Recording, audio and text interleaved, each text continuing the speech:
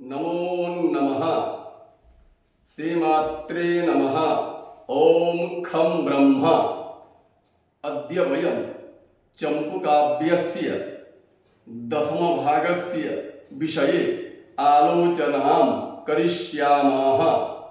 एतस्य चंपूकाव्यस्य दशमभागस्य विषयस्य नाम भवति गंगवंशानुकीर्तन चंपूः वासुदेवरथः। तर्हि आयान्तु विषयारम्भं कुर्मः।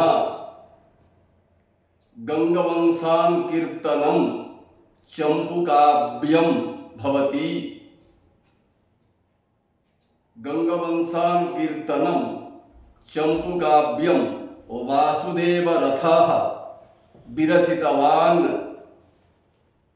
गंगवंशानुकीर्तन चंपूकाव्ये मुख्य रूपेण चोडगंगराजस्य शासन पद्धतिः आलोचिता अस्ति।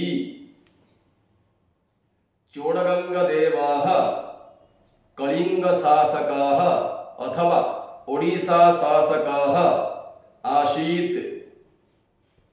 गंगवंशस्य इतिहास संबद्ध चंपूकाव्यं गंगवंशानुचरितम् अथवा गंगवंशानुकीर्तनं भवति। वासुदेवरथस्य समयः 1477 क्रिस्ताब्दः भवति। गंगवंशानुचरित चंपूकाव्यस्य रचना समयः 1477 क्रिस्ताब्दः आसीत्। वासुदेवरथः कलिंगराज्यस्य ब्रह्मपुरे इत्युक्ते बरमपुरे जन्मग्रहणम् अकरोत्। वासुदेवरथः 1566 तमे ख्रीष्टाब्दे स्वर्गम् अगमत्। गंगवंशानुचरिते नायकाः चोडगंगदेवाः भवति। गंगवंशानुचरिते अंगीरसः वीररसः भवति। गंगवंशानुचरिते प्रधान गुणाः ओजो गुणाः अस्ति।